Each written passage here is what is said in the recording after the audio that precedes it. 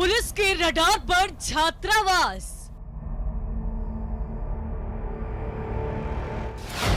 Police के लिए सिरदर्द बनी छात्रावास।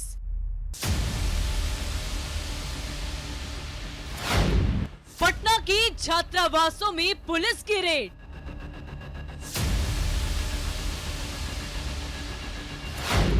पटेल छात्रावास में मिले बम बनाने के सामान।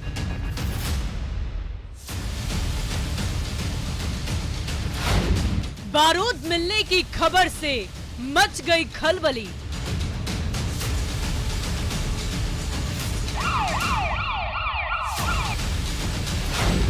हॉस्टल पर असामाजिक तत्वों का कब्जा।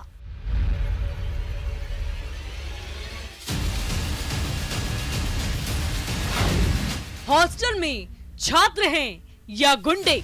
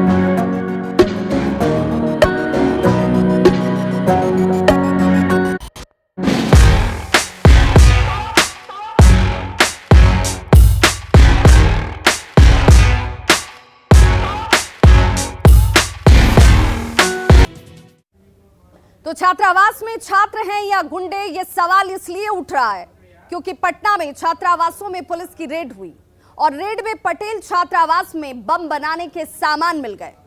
पटेल छात्रावास के कमरे से भारी मात्रा में बारूद, बम बनाने के सामान बरामद किए गए हैं, जिसकी तस्वीर आप इस वक्त अपने टीवी स्क्रीन पर देख रहे हैं। हालांकि पुलिस की छापेमारी से पहले ही कमरे में रह रहे आरोपी फरार हो गए।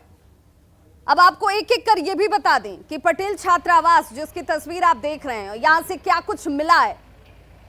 पुलिस ने कमरे की दीवार में बने आलमीरे का ताला तोड़ा तो वहां छिपाकर रखे गए सामान बरामद हो गए। जो सामान बरामद किए गए उनमें क्लासिक स्टील लिखा हुआ स्टील का 7 डिब्बा, ग्रेट व्हाइट लिखे प्लास्टिक के 2 टेप, तार लपेटे हुए 2 डिब्बे और सभी डिब्बों के अंदर 550 ग्राम पीले रंग का खतरनाक बारूद जैसा विस्फोटक पदार्थ मिल जाता है। 200 ग्राम सुतली शामिल है।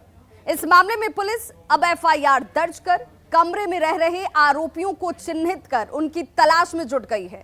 दरअसल यहां पुलिस को पटेल छात्रावास में अपराधी प्रवृत्ति के लोगों के रहने और बड़ी वारदात को साजिश रचने के लिए बम बनाने की सूचना मिली थी, जिसके बाद शनिवार की रात पुलिस ने इस पूरे छात्रावास की घेराबंदी कर दी और छात्रावास के एक-एक कमरे की सघन तलाशी ली गई। तलाशी में छात्रावास के टीवी कक्ष के बगल वाले कमरे से बारूद और दूसरे सामान जब्त किए गए हैं और इसीलिए सवाल उठ रहा है कि ये छात्र हैं या गुंडे। जो भी चर्चित और विवादित टाइप से हॉस्टल्स है उसमें रेड करना था। अग्निपथ वाला जो ये हुआ था उसमें भी हमारे यहाँ निर्देश दिया गया था कि इस तरह के सारे हॉस्टल पे रेड किया जाए जिसमें छात्र रहते हैं। जैसे ही कदमकुआं थाना क्षेत्र में 2 घटनाएं घटी थी पिछले महीने, जिसमें सैदपुर हॉस्टल के लोग आए थे। हमने पूर्व में भी सैदपुर हॉस्टल में रेड किया था और इस रेड में पटेल छात्रावास से कुछ सामान भी मिली है, कुछ सामग्रियाँ भी मिली है जिसे जब्त किया गया है और एफआईआर दर्ज करके उसमें आगे कार्रवाई भी की जा रही है कि वो सामग्रियाँ किसने लाई और कहाँ से आया। और चलिए अब आपको ग्राफिक्स के जरिए ये बताते हैं कि पटना के इस पटेल छात्रावास में तबाही का कौन कौन सा सामान मिला जिसने सबकी परेशानी बढ़ा दी है। तो स्टील के 7 डिब्बे मिले हैं, प्लास्टिक के 2 टेप बरामद किए गए और ये छात्रावास के अंदर से मिला है। तार लपेटे हुए 2 डिब्बे मिलते हैं। 550 ग्राम विस्फोटक की बरामदगी भी इसी पटेल छात्रावास के कमरे से होती है, जबकि 200 ग्राम सुतली बरामद हुआ और यह साफ हो गया कि यहां पर बम बनाने के सामानों को स्टोर करके रखा गया था। इन छात्रों की तरफ से, जिन्हें छात्र नहीं गुंडे कहा जाना चाहिए, क्योंकि छात्रों के लिए इन तमाम चीजों की जरूरत नहीं होती है। हॉस्टल में तबाही का सामान बरामद होने पर छात्रों में आक्रोश भी है। छात्रों के मुताबिक हॉस्टल में अवैध तरीके से जो छात्र रह रहे हैं, उनकी वजह से तमाम दूसरे छात्रों की बदनामी होती है।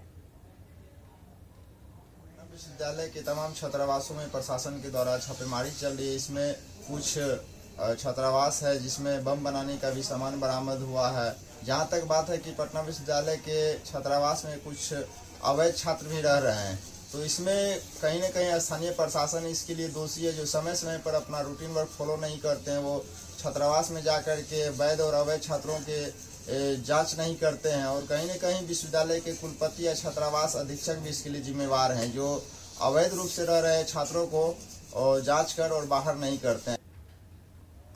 तो देखिए, ये वो छात्र हैं जो सचमुच पढ़ने के लिए आ रहे हैं। यहाँ पर उनके लिए ये किसी एक तरीके से इंतजार पढ़कर कुछ बनने का है। वो छात्र अब अपने भविष्य को लेकर चिंतित हैं, क्योंकि बदनामी उन छात्रों की भी हो रही है। हमारे सहयोगी संजय हमारे साथ इस वक्त सीधे लाइव जुड़ गए हैं पटना से। संजय, जिन सामानों को हम दिखा रहे हैं कि छात्रावास के कमरे से ये तमाम सामान बरामद हुए, इन सामानों को लेकर ये तस्वीर पहली बार नहीं आई है। कमोबेश इससे पहले भी कई ऐसे घटनाएं आई हैं, तस्वीरें सामने आई, जिसमें पटेल छात्रावास सहित कई और दूसरे छात्रावासों का जिक्र भी किया गया कि यहाँ पर असामाजिक तत्वों का डेरा है, इन पर कार्रवाई होनी चाहिए। लेकिन तब से अब में कुछ बदला नहीं है। एक घटना होती है और उसके बाद फिर ताबड़तोड़ कार्रवाई जरूर नजर आती है। लेकिन सवाल यही कि इन छात्रावासों का आवंटन कैसे होता है, यहाँ पर ये असामाजिक तत्व प्रवेश कैसे कर जाते हैं, छात्रावास अधीक्षक क्या करते हैं, विश्वविद्यालय क्या करती है?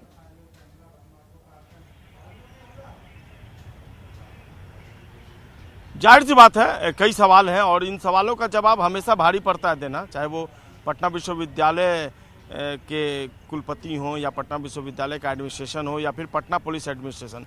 एक दूसरे पर जवाबदेही जरूर थोप दी जाती है। पटना पुलिस का कहना होता है कि पटना विश्वविद्यालय प्रशासन को देखना चाहिए, और पटना विश्वविद्यालय प्रशासन का कहना है कि इसको पुलिस एडमिनिस्ट्रेशन को देखना चाहिए। कोऑर्डिनेशन की कमी है दोनों में, और यही कारण है कि सालों से यही होता आ रहा है। जो बरामदगी हुई है, और बरामदगी बम की हुई छात्रावास से, जहां छात्र पढ़ने आते हैं, ये पटना विश्वविद्यालय में आता है। और ये सैदपुर छात्रावास, जहां पर पिछले 20 दिनों की बात कर लें तो 2 बड़े मामले सामने आए। एक लस्सी फ्री में नहीं मिलता तो उसके लिए बम और गोली चला दी जाती है। एक दुकानदार है, एक युवक है, उसको गोली मार दी जाती है राजेंद्र नगर में।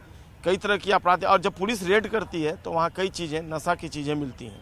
पुलिस अधिकारी भी खुलकर नहीं बोलते हैं कैमरे पर, क्योंकि उनकी बदनामी, खुद की बदनामी का डर लगता है। तो ये पटना के छात्रावास हैं, और ये कहिए संजोग की आईबी ने अलर्ट किया हुआ है अग्निपथ योजना को लेकर, जो हिंसक आंदोलन चल रहा है, और उसको लेकर जो अलर्ट जारी किएगा, उसके मद्देनजर पटना पुलिस जब रेड करने पहुँचती है तो छात्रावास के अंदर बम मिलता है। तो कई सवाल हैं, और ये पहला वाकया नहीं है, कई बार। लेकिन संजय, दुखद तो ये है ना कि अज्ञात छात्रों के ऊपर, अज्ञात लोगों के ऊपर एफआईआर दर्ज की गई है। सवाल तो ये है कि एक कमरे का इस्तेमाल किया जाता है, कमरे में बम पहुंच जाती है, यहाँ पर ये तमाम चीजें रखी गई हैं, लेकिन यहाँ पर रहता कौन है, इसकी जानकारी किसी को नहीं है। बिल्कुल, ये हास्यास्पद है, अविश्वास है और कुछ नहीं है। पुलिस भी बहुत ज़्यादा इस मामले में सख्त नहीं दिखती है। आप बम के सामान रिकवर कर रहे हैं, आप कुछ छात्रों को विटनेस के तौर पे इस्तेमाल जब कर रहे हैं उनका कागजी तौर पे, तो उनको जरूर पता होगा कि किन लोगों ने यहाँ ला कर रखा है। तो ये अविश्वास, और जब तक अविश्वास का टेंडेंसी रहेगी तब तक कुछ नहीं होने वाला, यकीन मानिए। ये केवल इस तरीके से जाना, खाना पूर्ति कर लेना का इंतजार तो नहीं कर रहे हैं। और इसमें वो जेन्युइन छात्र जिन्हें कई बार हॉस्टल आवंटित नहीं हो पाता है, वो हॉस्टल के कमरे के लिए जद्दोजहद करते रह जाते हैं और भारी कीमत देकर बाहर रहने को विवश हैं। वो छात्र अब अपने ही भविष्य को लेकर चिंतित हैं, और उनके लिए जवाबदेही किसकी होगी, इसे उत्तर देने के तौर पर कोई सामने नहीं है। बहुत बहुत शुक्रिया संजय।